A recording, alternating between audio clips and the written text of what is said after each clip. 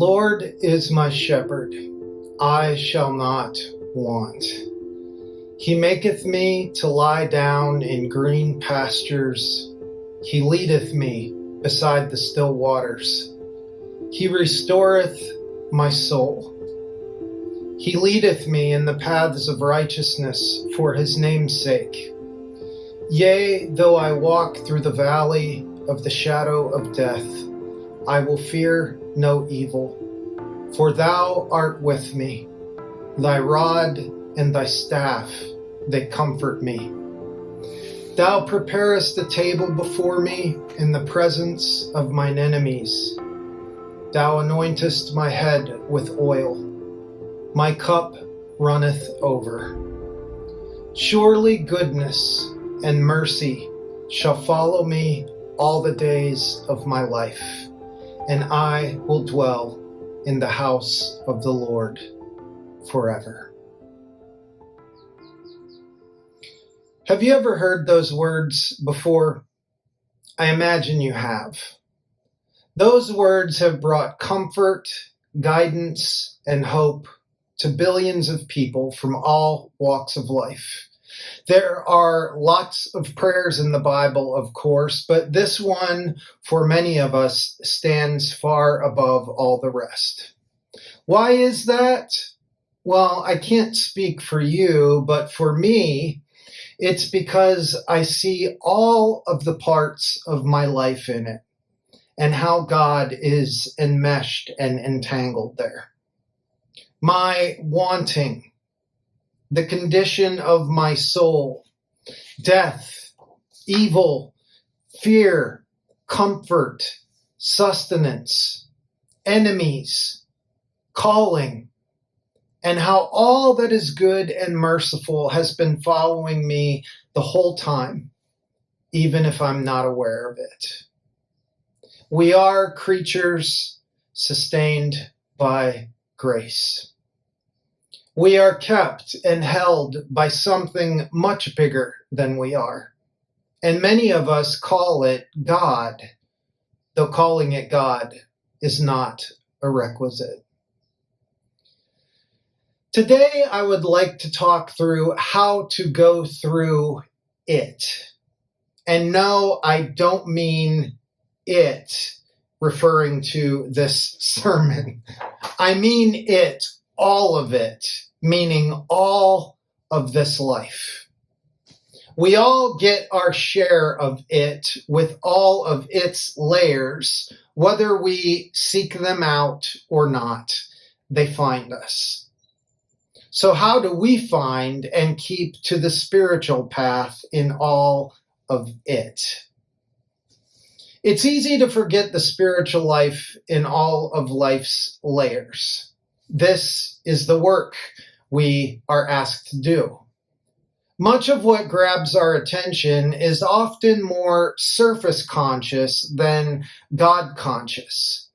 But with practice, we can train ourselves to see the God of that psalm in all of life's layers.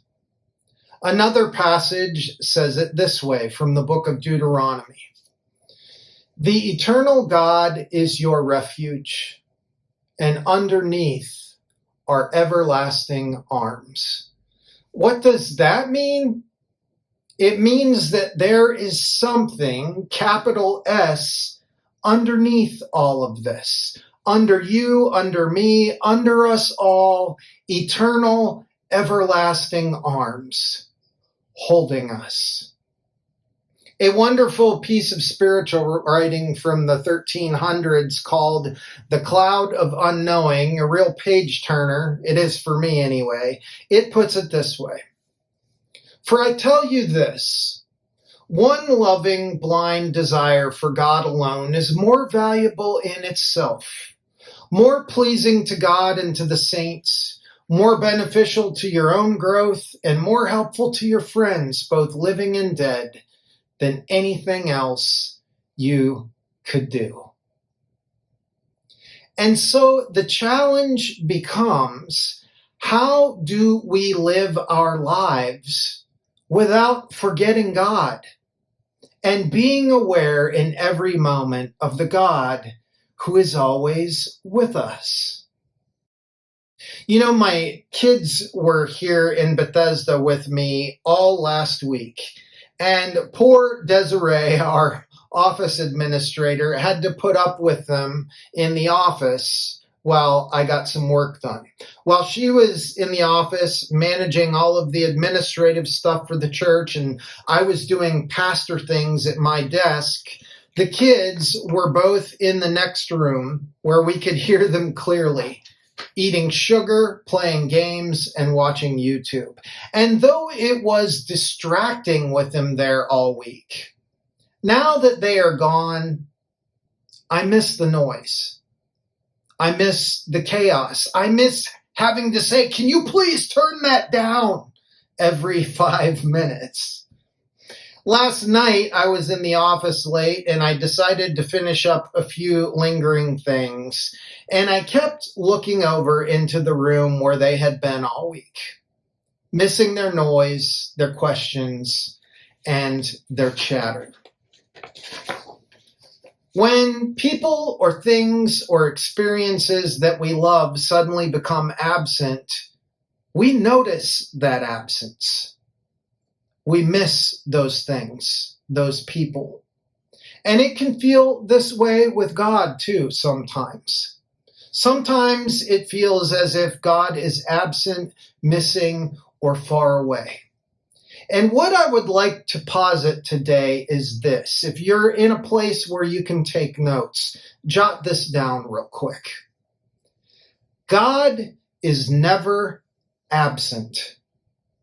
We've only shifted our attention to other things. Let me say that again. God is never absent. We've only shifted our attention to other things. And this is how we are to go through it. Life, with all of its layers, its demands and its joys and its fears, etc. By remembering to remember God in each moment. This can happen whether we are experiencing pleasure or pain, loss or joy, loneliness or connectedness. We can remember God in each moment and act as if God is with us, because God really is. Our species has been pitched a false reality for many generations. It is the idea that God is over there or out there, but rarely where we are right now. And believing this causes us to think that God dwells in specific places, but certainly not everywhere. And so when we are not in those places, whether physically or in our consciousness, God must not be there. But nothing could be further from the truth. There is nowhere that God is not. Jesus touched on this when he said, "So if anyone tells you, 'There he is out there in the wilderness,' do not go out, or 'Here he is in the inner rooms,' do not believe it. For as lightning that comes from the east is visible even in the west, so will be the presence of the Son of Man." So if there is nowhere that God is not, then where are you? Could I actually be aware of the presence of God while I'm putting oil in my car? Yes. Could you actually be aware of God when you're stuck in gridlock on the Beltway? Absolutely. Could you be aware of God when you're doing whatever task you get paid to do at work? Yes, yes, yes, yes, in any scenario. This is what it means to live the spiritual life. And more importantly, it's about remembering to remember this. Because we drift, we forget, we get distracted. So how can we lessen the times we forget God and increase the times where we remember God? Again, this is the work. So I want to ask you this week to go out and try this.